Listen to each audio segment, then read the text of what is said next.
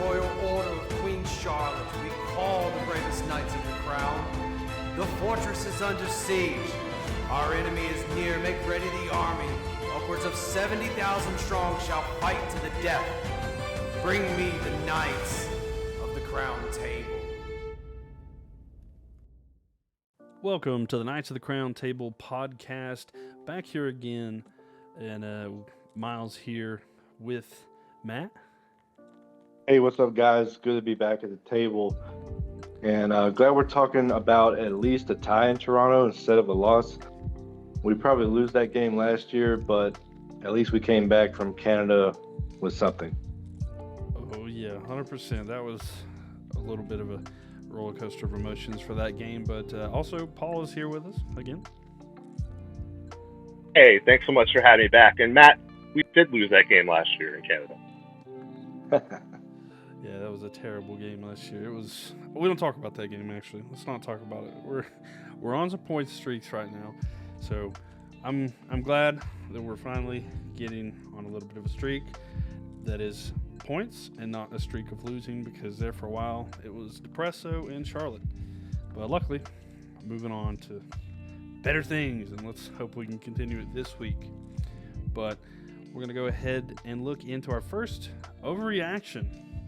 So, from the fine people on Facebook groups, we've seen that Enzo Copetti was a poor signing.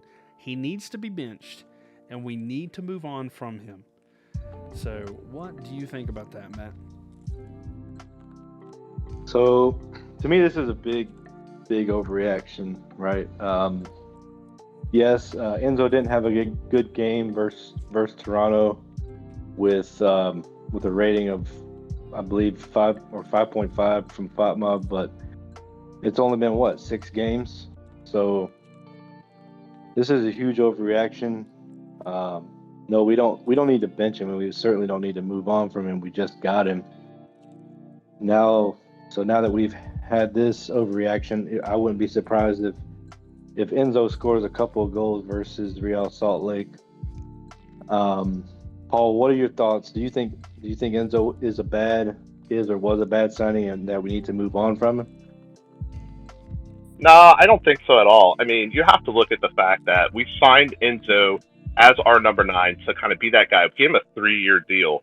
We used up a designated player spot for him. So we can't, like we talked about last week, it's hard to just say, oh, let's just take that away and let's just move him on. It doesn't really work that way. We actually need to play the guy as much as possible. I don't think he had a horrible game against Toronto. People are just saying that because he didn't score. He had that one really good header. You remember in the first half, like in the first 15 minutes? Oh, yeah. Or just kind of went a little bit high. If he got it on target, I think it's the goal. If you go back and you watch most of his goals that he scored down in Argentina, they were kind of a variety of headers, chip shots, and penalties. And he was really, really good, especially at his power headers. So I think we need the guy in the field as much as possible. And he actually helped create, even though he didn't touch the ball, he helped create that very first goal from Ben Bender. If you go back and you watch the replay, when Jóźwiak was running down the right wing, he was actually drawing the defenders backwards. And 2 defenders were actually marking him when Jóźwiak passed it back into the middle of the box to Bender. It really set the whole play up. So, he's not really getting any credit for that. It doesn't really show up on the score sheet. But I still thought he played hard. He played with intensity.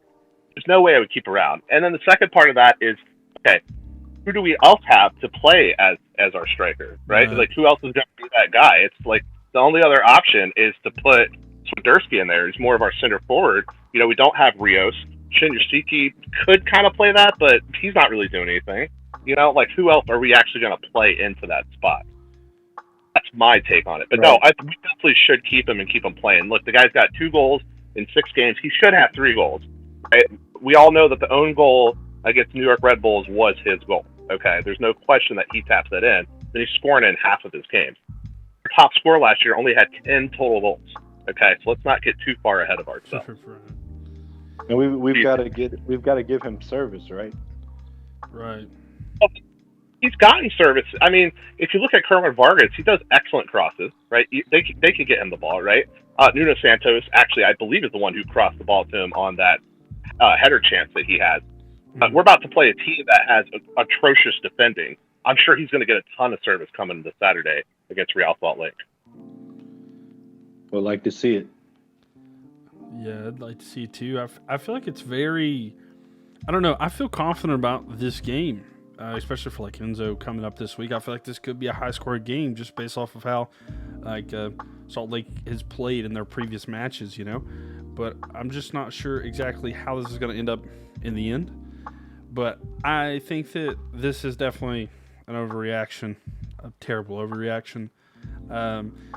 As you talked about, like he's not getting the goals, and like for instance, if you're looking at like the grades that people are given for the games that they're playing, they can be tremendously inflated by goals, right? Even if it's just a tap in. So he hasn't got like as many goals as you would like. I know everybody's like, I want him to score every single game, and like you said, like the highest last year was 10.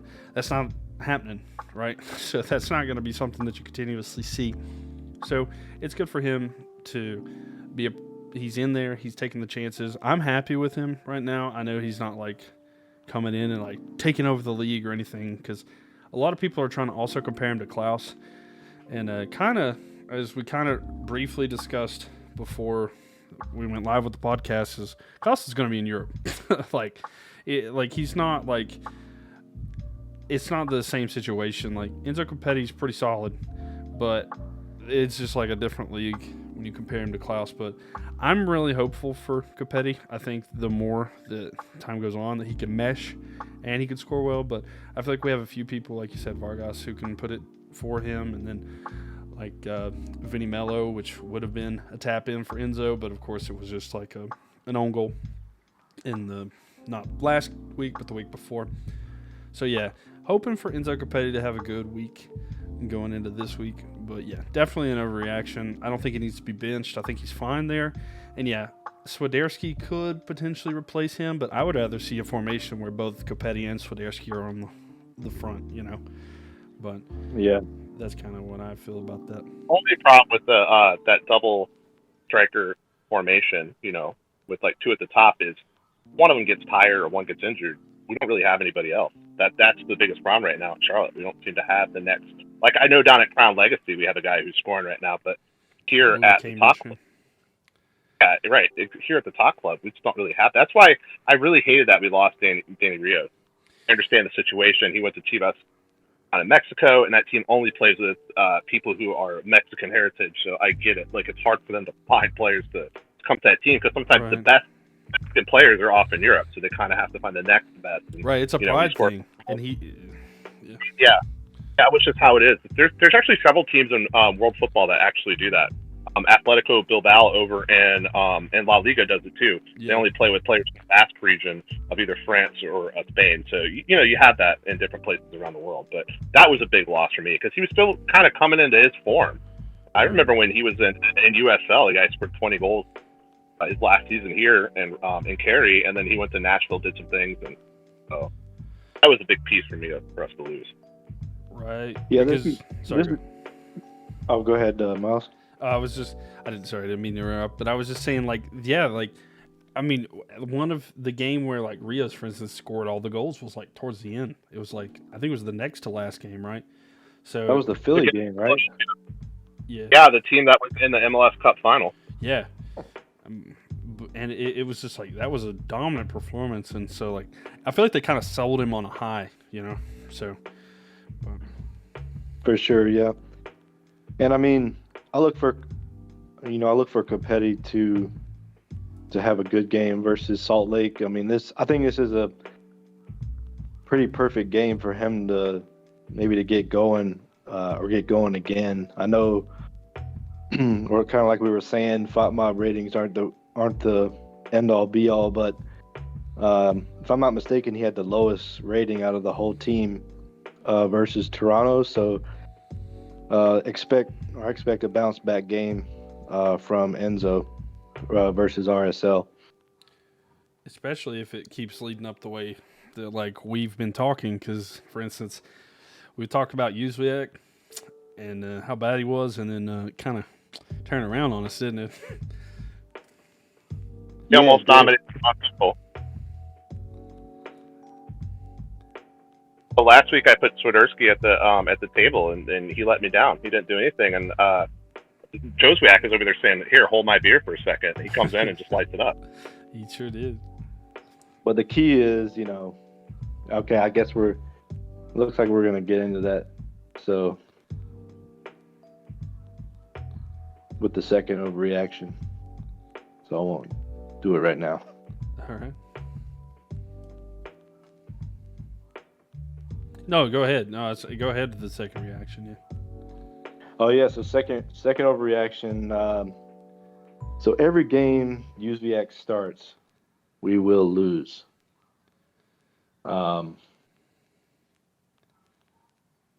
Let's see. Well, I mean, I don't think this one needs any explaining because we didn't lose versus Toronto, and so it's been debunked, right?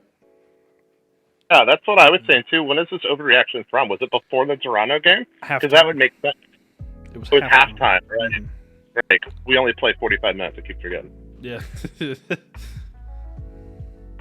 So, USVX finally scored for Charlotte FC and finally had a good game.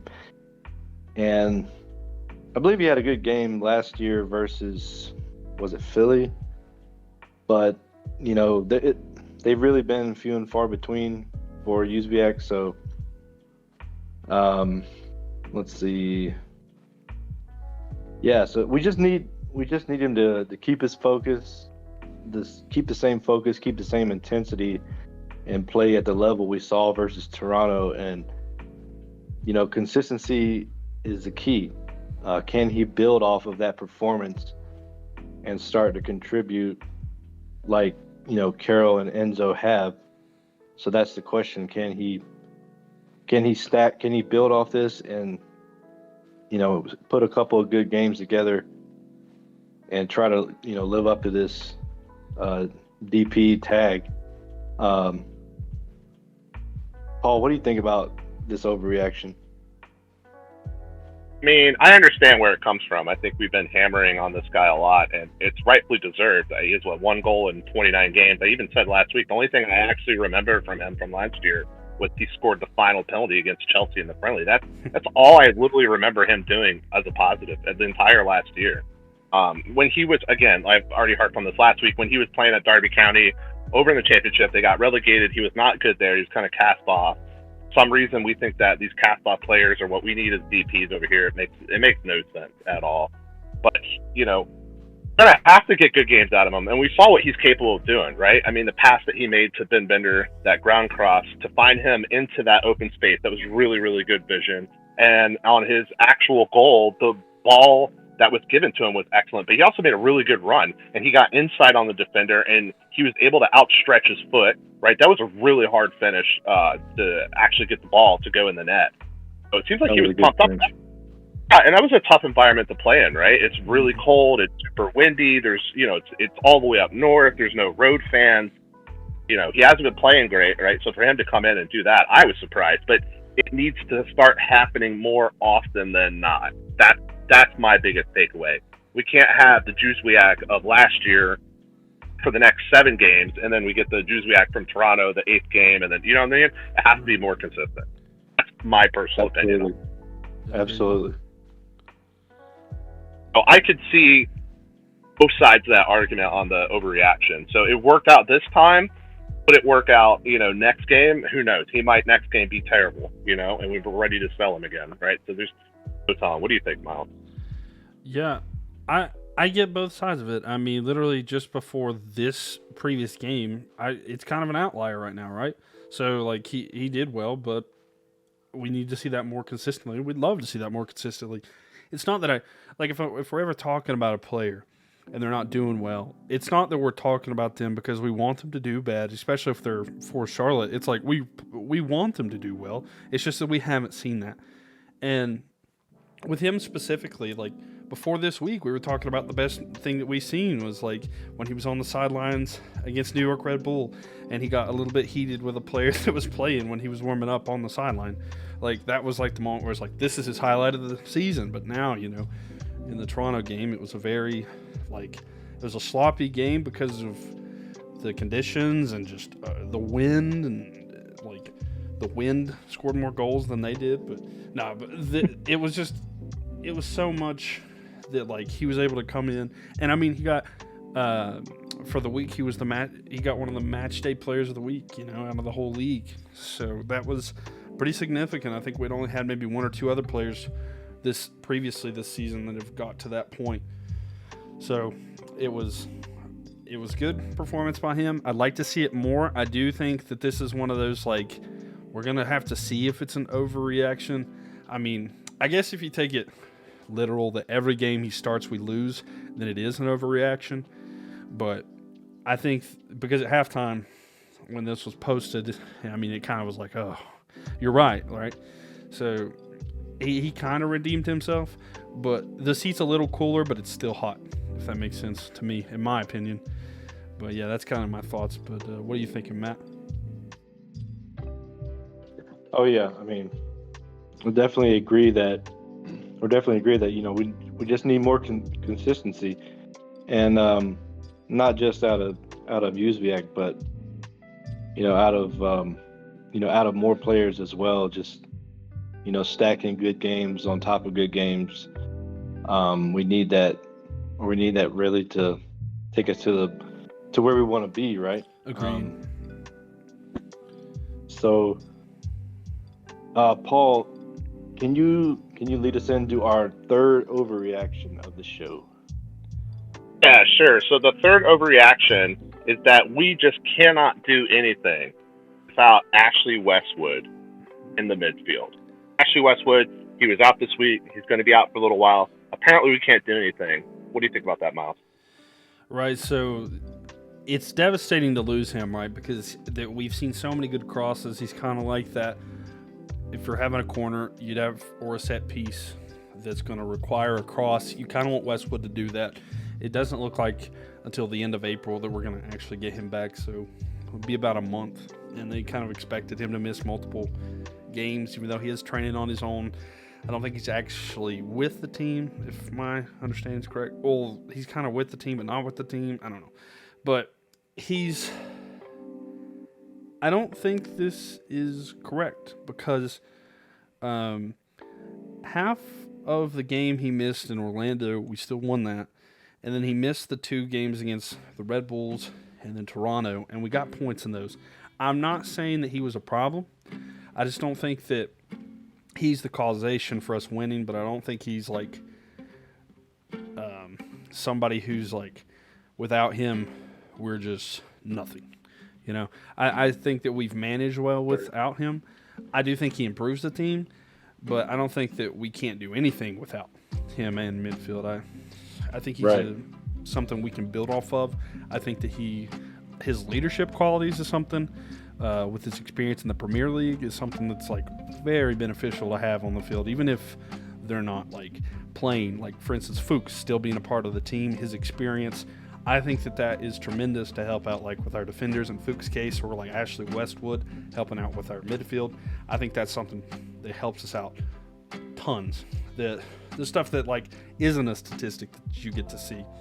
But at the same time, we're excited for him to be back, but I still think that we can go in, even this week, I still think that we could get results without him. But yeah, what are you thinking about that, Matt? Yeah, I agree with you, Myles. I think we've managed without Westwood, so I wouldn't say we can't do anything without him.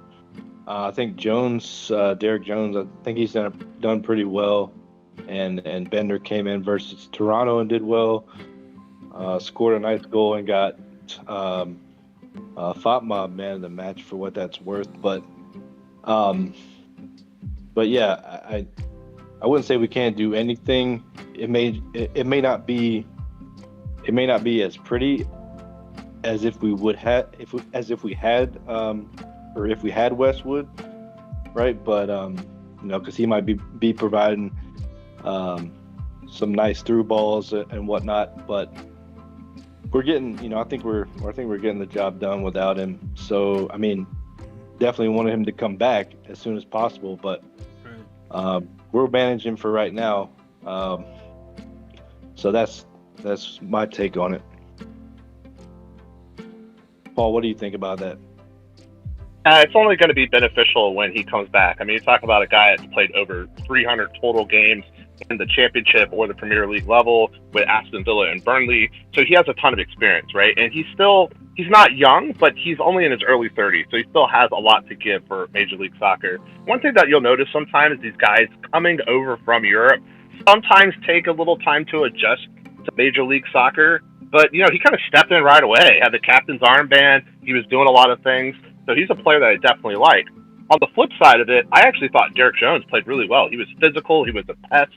Right. All over the place in Toronto. So it's not like we can't play that position without him. I mean, when you think of the Westwood, you think of that like true box-to-box midfielder, right? The guy that's kind of, he's in the pivot, but he's also a little bit further up. And he's able to kind of just be that general of the middle field, right? That's kind of the way I look at him. Right. And he has a wealth of experience. So it's going to be great when we get him back. I'm really excited. But I don't want to rush him back too early either, because, you got to put a guy on a field he's not ready. Then we're all going to be harping on. We're going to be like, oh, let's get him out of the lineup. Let's put Derek Jones back in. So we'll get him back when we get him back. He's really the least of my concern. I'm not even sure where this overreaction is coming from. Right. It's a long season, too. It's a very long season. A lot of people forget. Yeah, February to October. Speaking of long season, I want you to mark this down right now, okay? All right. So we just started April. Enzo Campetti, who we talked about earlier, he's going to have at least 14 goals. Mark it down. 14 goals. Okay, I'll actually put this in. At least. I'm taking the over. Okay. I got you. 14 goals by what? When did you say, Paul? Oh, by the end of the season, of course. Oh, and so that's total goal. It could be an Open Cup play. It could be in a regular season. It could be during the League Cup play. It's total goals when he's wearing a Charlotte kit. Right. I've actually not counting the preseason goals. Not counting those preseason goals you already put in. He's at 2 right now. 14. I would have given him 15. I was going to say 15, but the reason why I said 14 is because I put one down because he had the goal stolen from him against New York. Okay. Man, I hope he gets like 20 goals. Is this like including like the Open Cup? Or exactly, including the Open Cup, Leagues Cup, anything that he puts on a Charlotte kit for it. I don't care if we play a friendly against a championship team or something like that. If he scores, it counts. Okay. All right, I was putting all of that. I've got a section in the Discord called Predictions now, and I put that down. Enzo Campetti, 14 goals, Open Cup /MLS/friendlies, and put Paul next to it so that we'll be able to look back at that and see how it goes. So yeah. Paul has spoken. Paul has spoken. That is right. But let's see. It seems like. Go ahead. Sorry, Myles. It seems like our next overreaction, since we're kind of moving down the pitch, right? We started up top.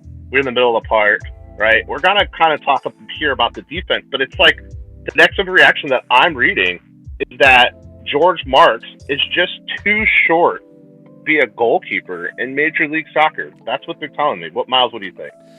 I think that this is just like, I think this is laughable. He's such, like, I get it, right? And he's 6'2", which is not short in general. And I mean, yeah, everybody wants to have a 6'6", 6'7", Everybody wants like a Courtois size, in net, but it's not going to happen, right? He's played well. I genuinely think that goals that's been allowed, like the wind has been an issue, a giveaway, and I'm not trying to make just like excuses for him. There's been like a couple that have been on him, but I don't think that he's really played that bad overall, and every game he's started, we've at least had 1 point. And I think that's huge. I think he's played well. I think that's just kind of something that people just complain about to complain about. I'd say like most of this is something that was on Facebook. This is somebody who's like 5'5", talking about this person being too short or something, like it's like, all right, calm down now. You gotta chill out a little bit. But the defense is kind of just, the defense has been a lot of the problems, I think, for the goals that have been allowed this year, both with Pablo and Marks. So I'm not hating on our goalkeepers at all, but I don't think Marks' height is that big of a deal. I think if you're going to argue, for instance, the Olympico goal, I think that his placement of where he was at was a problem, or the defense, because if someone's at that back post, I think it's saved. But that's just kind of my opinion. But what are you thinking, Matt? Yeah, I mean, this is a big overreaction for me, just simply because if you look at some of the greatest goalies in history, and Myles, you probably know this name, being a Real Madrid fan, Iker Casillas, who played at Real Madrid, is listed at 6 foot even, which is, or if what I'm reading is correct, is 1 inch shorter than Marks. So how can one of the greatest goalies of all time, how can George Marks be too short? If he's if Iker Casillas was 1 inch shorter than Marks.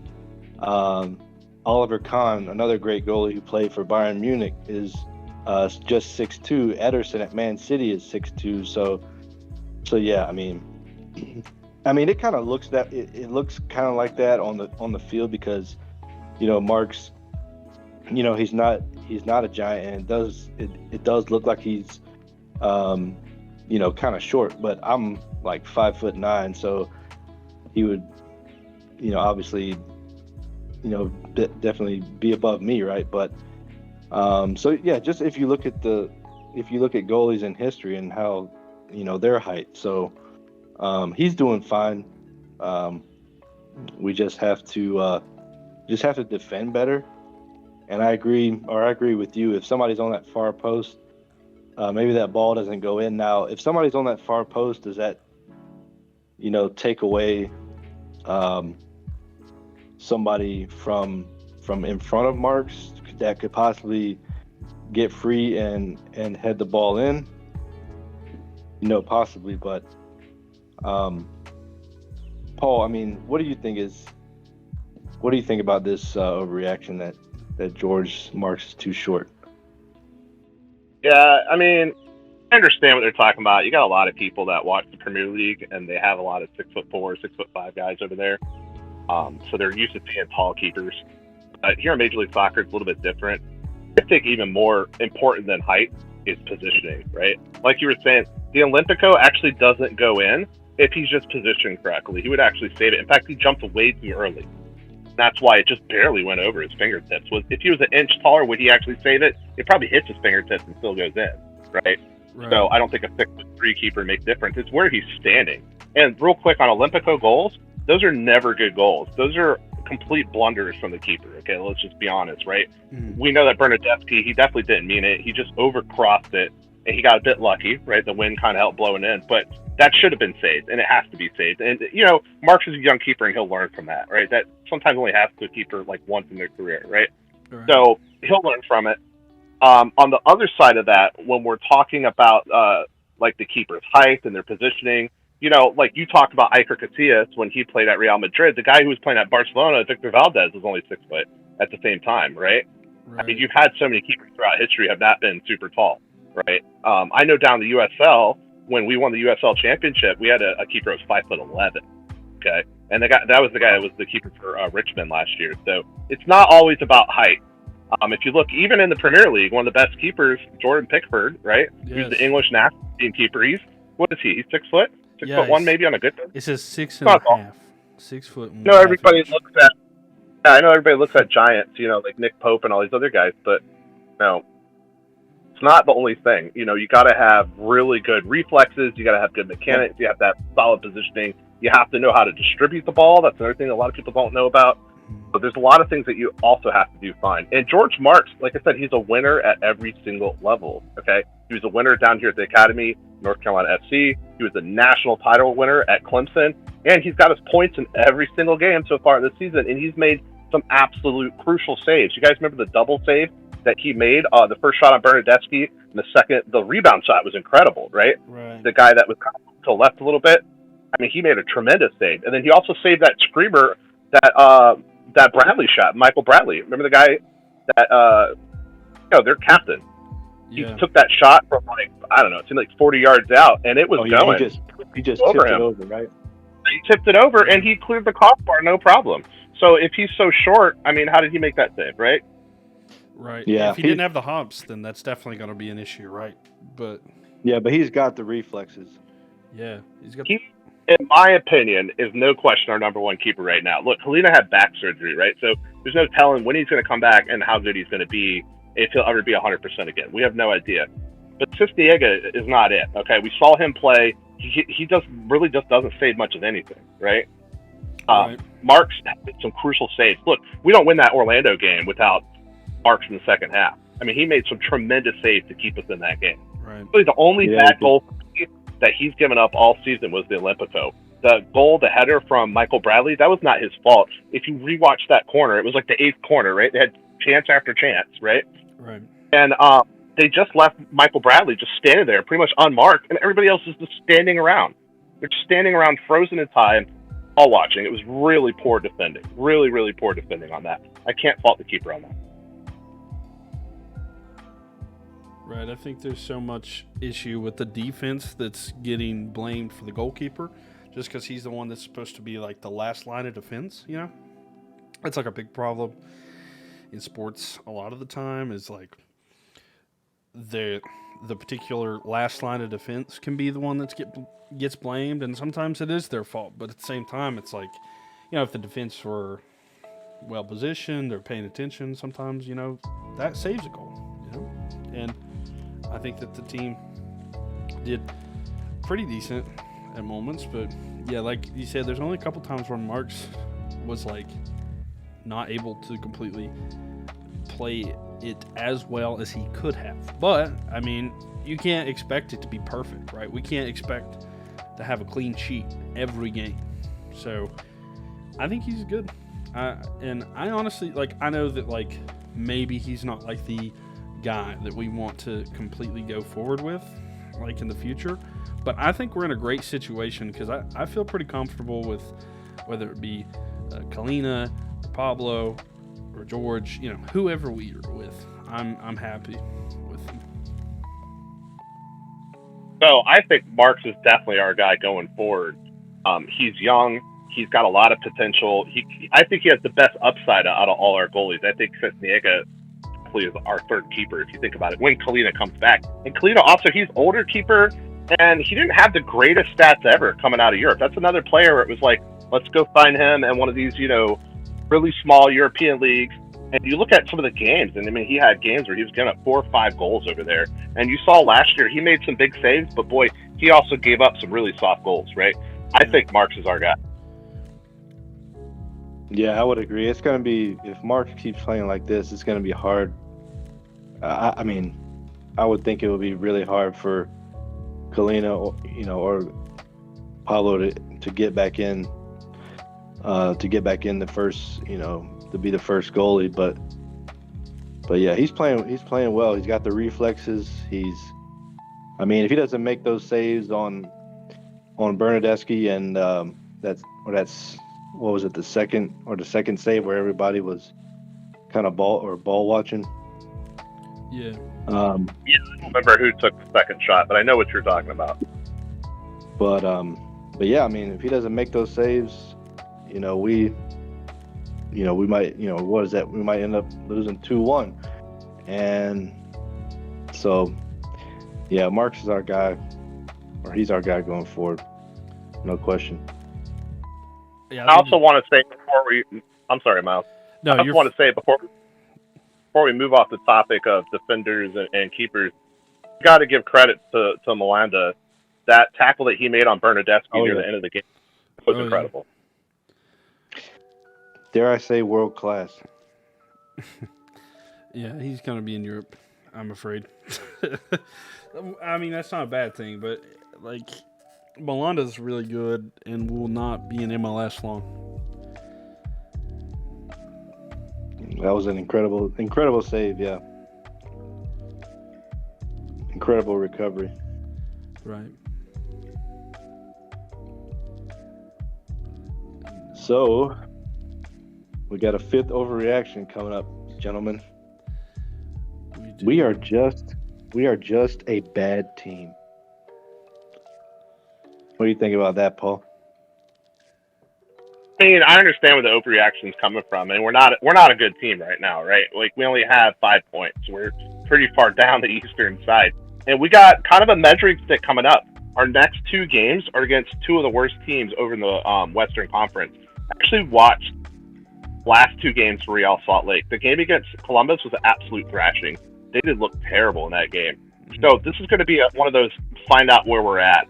That team is in shambles, and their head coach, Pablo Mastroianni, he knows that they're in shambles right now. He actually said that their team started as a cruise ship and right now is a rowboat, and nobody's rowing in the same direction. So even he knows that it's a mess. They've been changing players around. They actually went to a 17-year-old goalkeeper in their last game. They're just kind of desperate right now. They're benching designated players, changing captains. They're doing whatever. They only had scored 3 goals so far. So we're going to find out. We're going to find out in our next 2 games. If we come in and we play terrible, and then we come back home, we lay an egg against the Rapids, the worst team, probably in Major League Soccer, we're going to have to really kind of evaluate Christian Latanzio, in my opinion.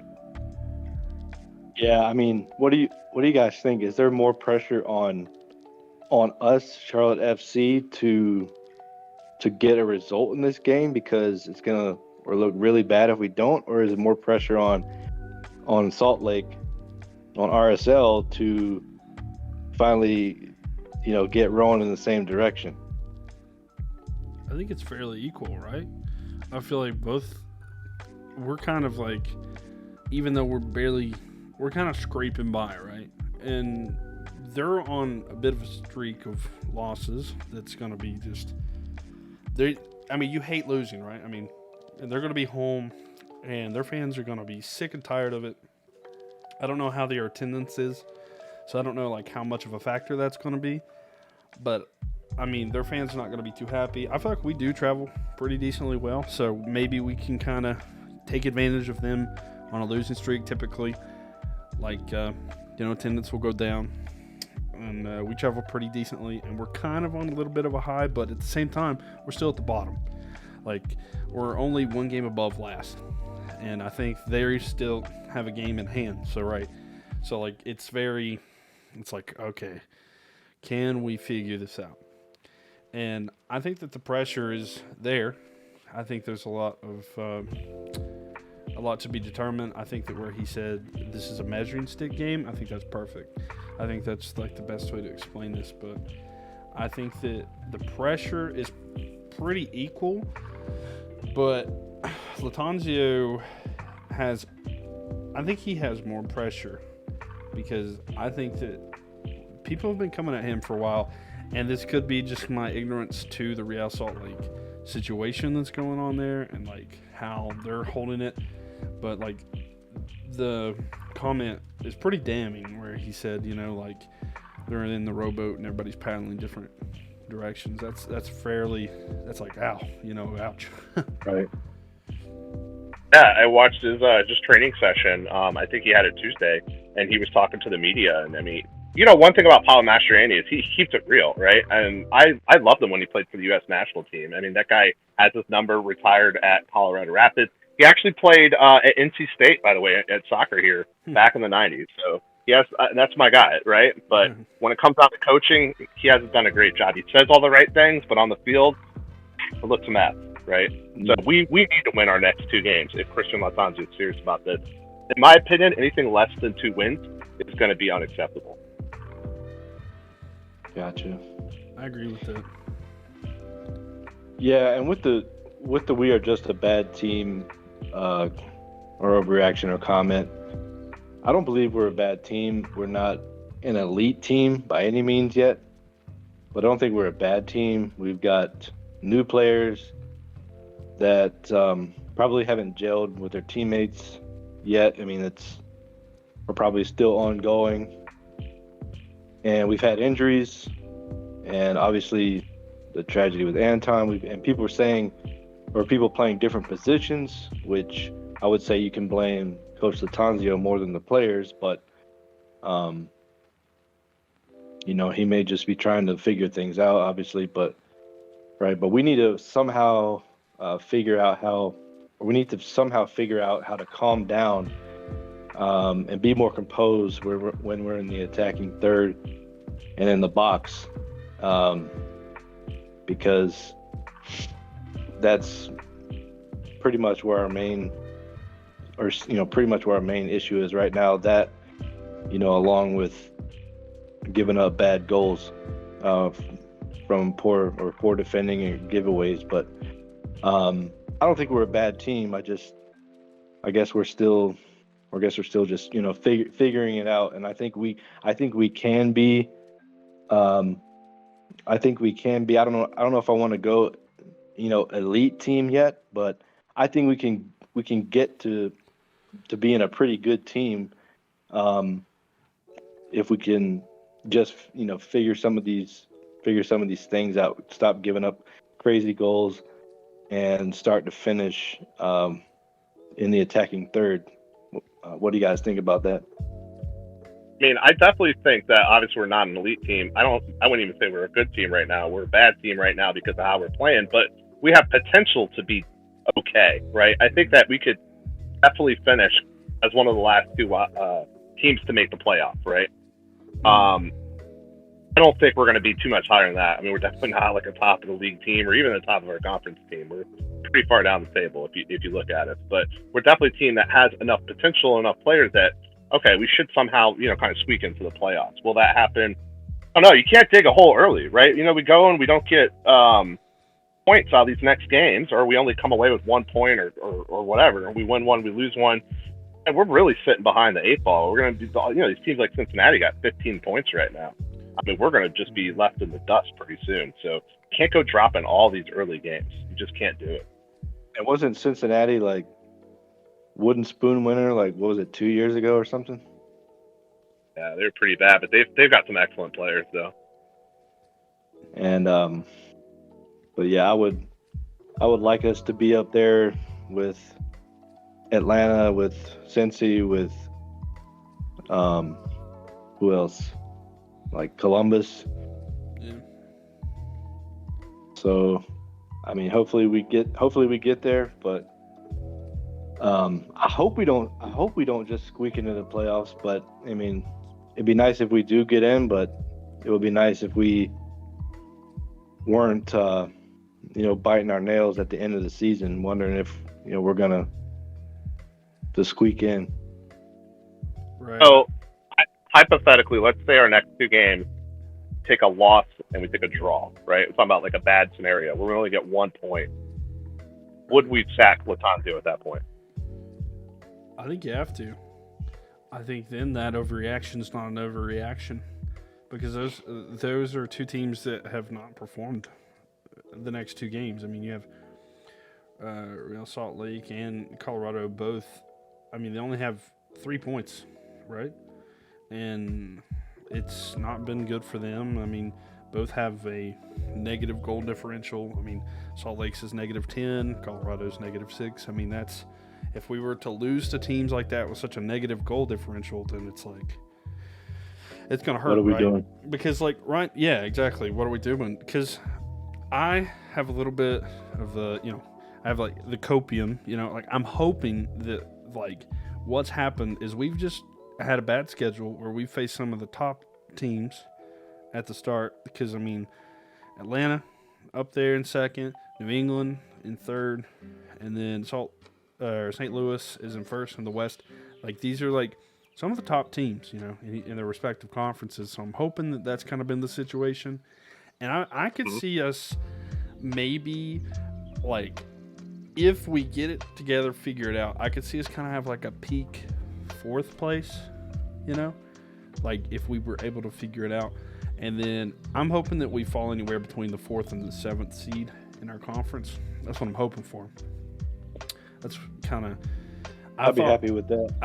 That's what I'm hoping for at this point. I mean, we'll have to see. I mean, stuff we'll have to, like, Westwood health would be a big aspect of everything, and then us getting on a roll. But yeah, if we, Tarujo. yeah, Carujo back is going to be huge. I think that when he gets back and Westwood, I think that this could be a completely different team, just to be honest. I think that, like, we might go on a streak. And I kind of want to see where we're at the halfway mark, right? Because, or we've kind of went through, played a lot of teams, kind of see where we're at. Because I think that we've just got, like, a front-loaded, heavy schedule. And then it's going to get better for us. That's what I'm hoping for. This is, like, my big hope. But if the results continue to struggle, if the team doesn't perform as well, I could definitely see that, like, we're just a bad team. It's just something that's, like, not going to go away. And Latanzio's, he's going to get hotter. I think he could get sacked. And then I don't know who would be the next in line for coach. They might just have to do another interim situation until they can find somebody. And if that's the case, I mean, it worked out last time with Latanzio, but I don't think that could be, like, redone, or, you know, like, I don't think that could be replicated, you know, done again. And so it's like, I just don't see us losing one. And even if it's like a draw and a loss, I think we have to at least come out with 4 points from these two games. At the very least. Gotta come with 6. I mean, yeah, you'll take the 4 points, right? But you need 6. I mean, these are two teams that you need to win. Right. They're just a disaster right now. Right. These are expected wins. That's what I'm saying. Like, I expect it, but, like, I can understand if, like, okay, we didn't play as well, we're on the road and we get a draw. That the game at home is against Colorado, right? Yes, we need to start winning at home. Do what? I'm sorry? We need to start winning at home. Right. Yeah, so the Colorado game at home is a absolute must-win, in my opinion. I think they're both pretty much a must-win, but I think if we get a draw on the road, it's not as bad. But we need to get points. I mean, I'm tired of looking at the thing and seeing us at 14th. I hate it. Right. I want to wake up and just see it. And I know, like, it's not, like, going to be completely this way, but if we had 3 more points right now, we would be tied for, like, 6th, which I know that's without them having their game, but still, like, there's a chance, you know. If we had the New England game, if we could have took that game, what's another game? I mean, even the Toronto game, if we don't give up one of those, if we don't give up the Olympico and win that game, or, you know, or Bradley. So if we had better, or a little bit better defending, but you know, I agree. These two games are big, and I don't want to be, you know, I don't want to be that negative person, but the cautious person in me is like, you know, can this team, you know, win? Can we win now when we should win? Can we win these games? Can we get these 6 points, you know, from these games that, you know, on paper maybe that, you know, we should win. So, and, you know, we can't go in overconfident. We just need to go in with level heads and just play our game and try to just impose our will, try to impose our game plan, and not think anymore, in my opinion, because when you start thinking that, like, oh, this team is bad, you know, they're on a 4-game losing streak, we're going to kill them, you know, that's when I think you can get yourself in trouble. So we just need to go in with a level head and try to take care of business. But if we can't beat these two teams, then something's really wrong. Yeah. I completely agree with that. And, you know, there's a lot of games that are going to be interesting. And we're going to have to see how that goes. But one thing that was just announced today, actually, was our Open Cup match. Now, this is something that we're facing a team I'm going to let Paul talk about this because Paul's very familiar. He's actually watched this team in person. So kind of give us a rundown. What are we expecting in our match? We actually kind of drew the lucky straw. We're actually going to play Tormenta, and we don't have to go far. We're going to play at the Crown Legacy down in Matthews. I actually saw the Tormenta actually play here in Cary a couple of weeks ago against North Carolina FC, and they were absolutely terrible. They were really bad in that game. That was a game where North Carolina had, I want to say, 75% of the ball. In the second half, they had the ball the entire second half. Tormenta got an early goal. They got an early goal on a counterattack. The ball was way offside. There's no VAR at this level. If you go back and watch it on YouTube, Myles offsides, but he still put it away. At that level, they'll give it to him. North Carolina, man, they had something like 18 shots. I want to say it was like 12 on target. Tormenta had that one chance. That was it. They ended up winning 1-0. That was only because North Carolina didn't score. They were not good at all. They were terrible. I mean, they were really, really, really bad. I mean, it wasn't even a game like where the keeper was making all sorts of saves. I mean, it was just North Carolina hitting the post, shooting it over, can't hit easy tap in. So from what I've seen, and they haven't been good this year, if you look at their record, that was their only win, by the way. You would think that if we come with a serious roster and it's a home game for us, we should have no problem with them. They were. Now, I will say last year, that team did win the USL League One title. They won in the playoff. They finished like second in the league, and they won the playoff. But this year, they don't look the same at all. They look really, really bad. That's a game that if we're kind of not doing great in the standings, I think we should go all in on the Open Cup. At least let's try to win something, right? And you look at the other two teams that are in our group, Charleston Battery and Charlotte Independence. Hopefully, Independence wins, because it won't matter if we have to play there or we play, at home. It would make no difference to us, right? We don't want to have Charleston would be a trap game. We got to be careful about that. They're actually pretty good. Their players get up for it. Their fans get up for it. That could be a trap game for MLS teams. But I think that this is our chance to do really good. Unfortunately, I don't know when the game is going to be, because they've announced it, but they haven't said when it's going to be. But it's going to be a Tuesday or Wednesday night coming up very soon. It's going to be very interesting to watch. I'm excited to see. I mean, I'm excited to see any, of them playing. Is this the same Charleston team that we played in the preseason?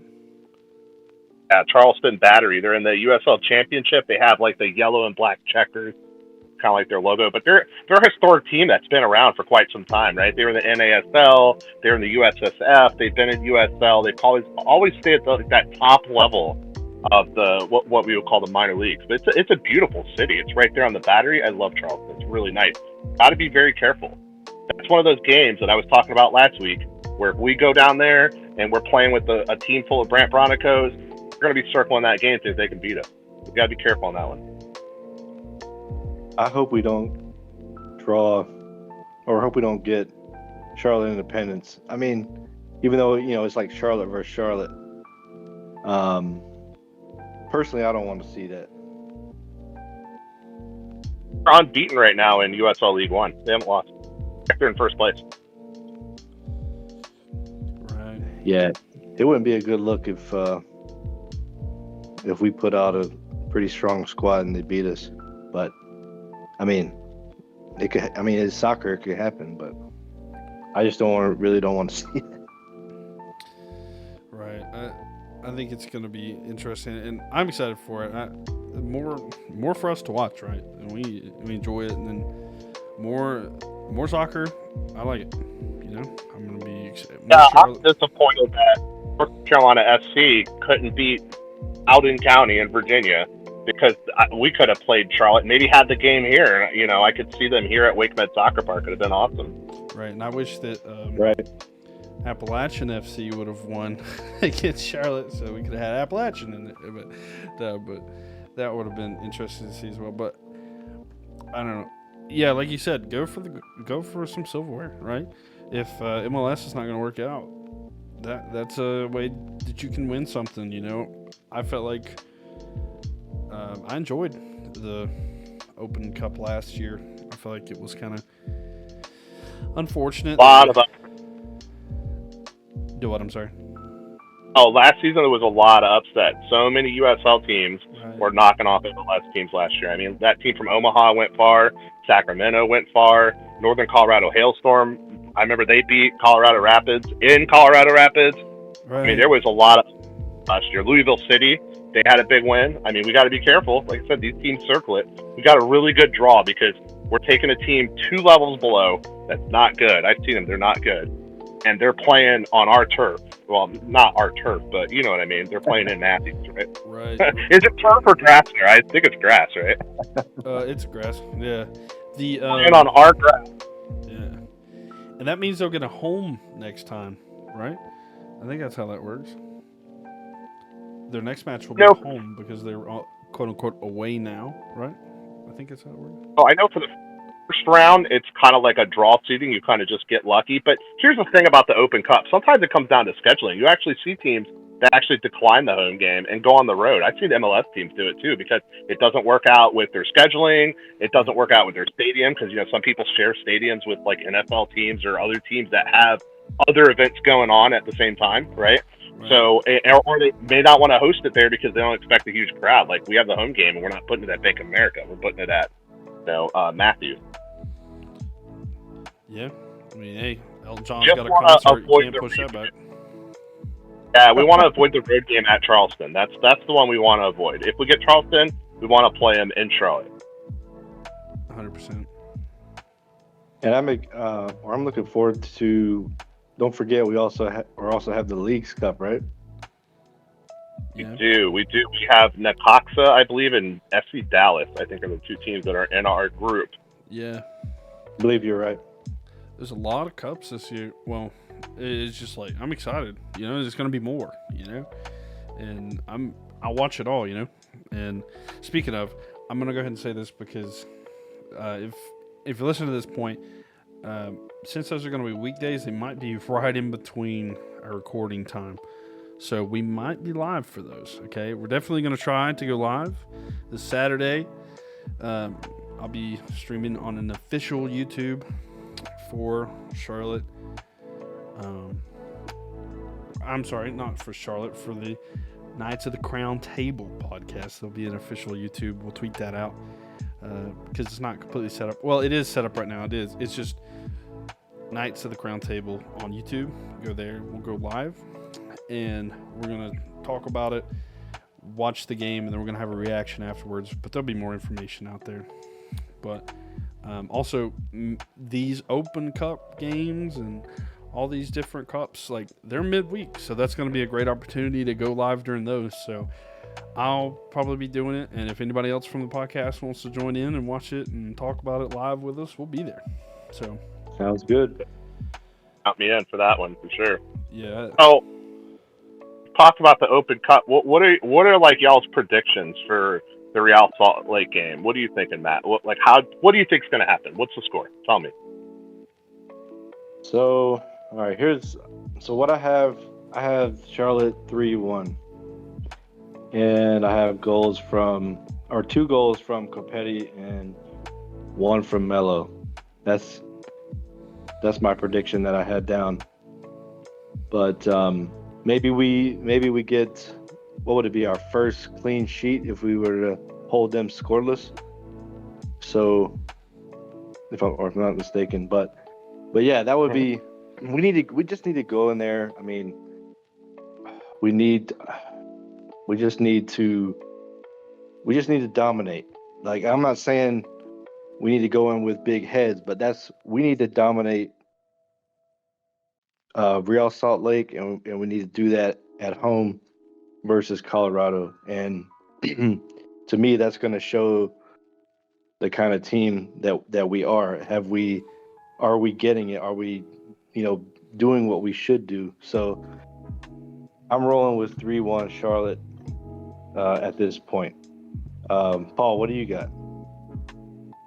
I have us winning 2-0. Okay. I'm actually going to go ahead and call it right now. I think we actually get a penalty.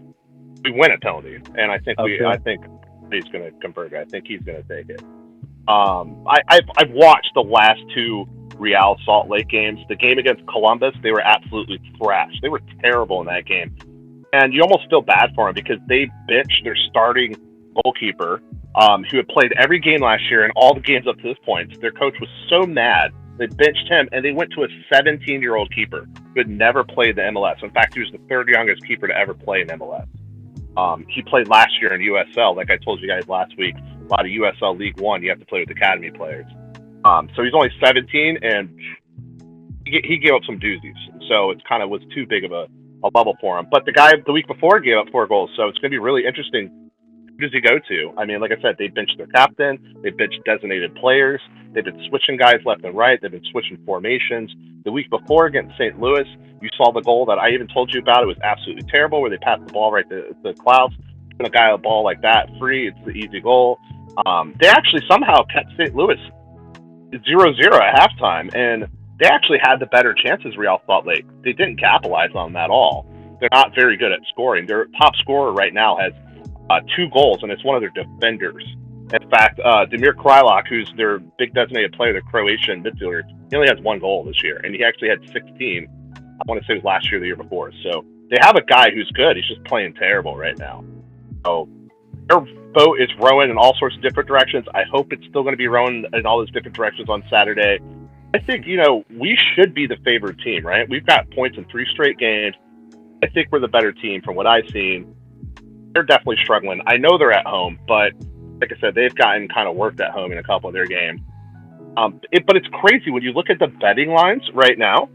Everything has all the money is on Real Salt Lake. In fact, 89% of the bets right now online are for Real Salt Lake to beat us. So people aren't looking at us.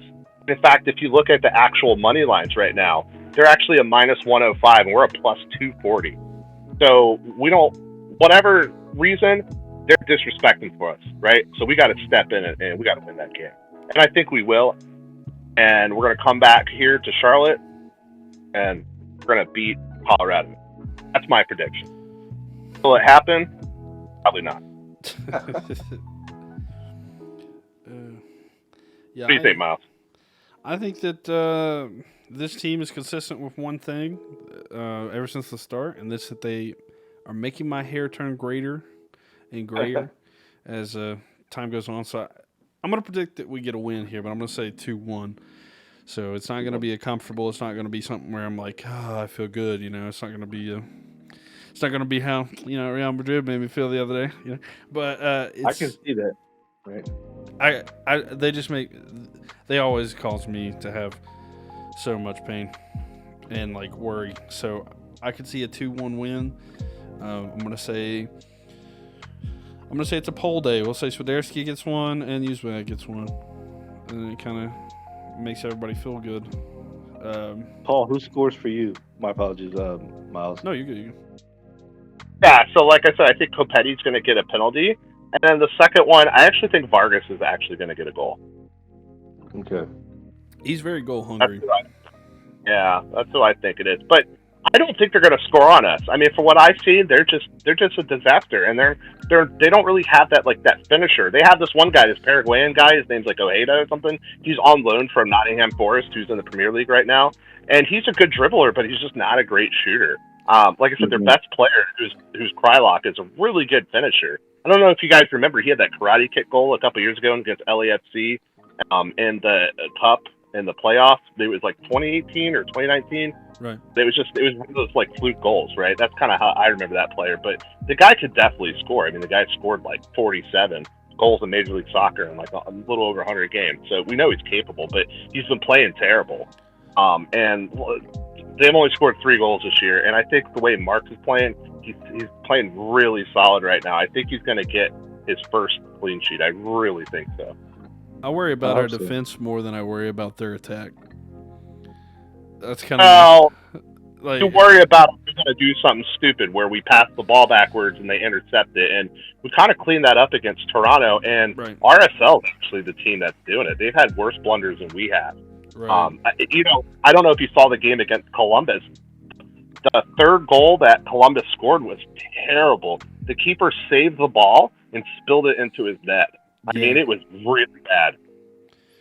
Yeah, and I don't know. I just given that one goal. I'm hoping it's a clean sheet. I think George Marks is due one, but I don't know. I have a bad feeling about this team. I don't know. I feel confident, like I said earlier, that I feel confident about it, but it's just like I don't want to feel confident because also my predictions when they've been closer matches, like when I've thought either the other team will win or it's been closer, we've done better. So trying to play that psychology with myself to make me feel better about the game. But yeah, I think that's kind of my opinion on that. So like looking at that game, and like we talked about this last week, we did like the honorary night of the ground table.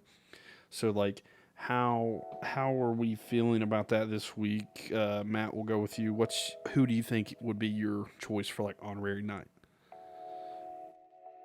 I'm going to say my choice for honorary night is Copetti, because I don't want to say he had a terrible game versus Toronto, but I'm just going with him to have a bounce back game versus RSL. So that's who I'm going with, Copetti. Okay. What about you, Paul? I'm actually going to go, I think, with Nuno Santos this game. I think he's a guy that's really creative, and from when I watched RSL play, they are a disaster on defense. I think he could be a lot for them to handle, and I think that he could get the ball to Copetti to score some of our goals, at least draw that penalty that I'm telling you that's coming. Right. Gotcha. But what do you think, Myles? I'm going to go with Uzwiak. I think that I want to see that consistency with him. He had a good game last week, and he's got a lot of attention this week. Maybe he's feeling better. Maybe he takes that in there. I did predict that both he and Swiderski have goals. I would like for it to be like he gets that goal and then also has an assist on the Swiderski goal. That's kind of my hope. But we'll see how everything goes. I like it. And but I would like to see Uzwiak come back with another great performance on the road, and then make it a hat trick with another good performance at home. But So you're putting the pressure on Uzwiak. I'm not saying he'll score a hat trick. I'm saying like that he'll have a hat trick of good games. That's what I'm saying. Sorry. It's so crazy about our team, though, seriously, is that I can see us going up to RSL and winning 3-0, and I can also see us going up there and losing 3-0. Right. Because so much parity, right? Because you just don't know, right? Because we've seen how this team is. We saw, like, in the second half against Toronto, we were a much better team, right? The first 15 minutes, even in the first half and the second half, we were really good. And we would have shut Toronto out if it wasn't for those two bad set pieces, basically. But then we've also seen us get worked at home, right, against Atlanta. They came in and just clobbered the mess out of us, right? Right. So I could see either one happening, unfortunately. I'm hoping that we go there and we win 2-0. I'll take a 3-0 if they do it. I'll take a 1-0 if they win 1-0. But we're going to find out. That's what's going to happen. We're going to find out so much about our team in these next two games. These are the measuring sticks right here. And I'm telling you right now, if we don't come away with results, we need to find another manager. Agreed. You heard it. Yeah, I mean, go right ahead. yeah, we've got to get. I just hope we go in there, with the right mindset, and that we go hard from the first whistle to the last whistle, and not look like a team that doesn't have it together. Because if we go out there and we start and we're making sloppy passes and making stupid fouls, then you're like, all right, this, where's their head at? So I think this is, where we could see, is Latanzio getting the players in the right frame of mind. You know what I mean? Right. Yeah, because Mastroeni basically said his team's a disaster, right? And he's telling you straight up. So Latanzio needs to be licking his chops and making some good plans right now, because the other coach is saying we're terrible, right? And that we're not going to win. So we should take advantage of that situation. Exactly. Show those betting odds who we are, you know? It's a good way to get some What money. happens? I love when it happens. I want to blow those bets up so badly. Right, it's a good time. This is your financial advice. Go ahead and bet your life savings on Charlotte this weekend because they're going to pull it off and you're going to win a lot of money because the odds are completely against us. And no, don't do that. But that'd be hilarious. But I think that we're going to do better than people say. Even crazier is the odds to draw are even higher, right? So it's Right. plus 260 for a draw. So they're all in on RSL winning the game, not so much on us winning, and definitely not on a draw. So we'll see what happens. Yeah, we'll see what happens. Is there any last thoughts about this week? Anything? Final thoughts? Say.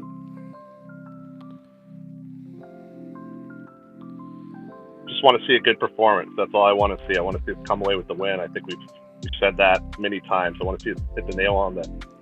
Sorry, hit the hammer with the, what do they call it? The nail on the head or something like that? Yeah, I want to see us do it. Can't think right now, right? I want to see us win.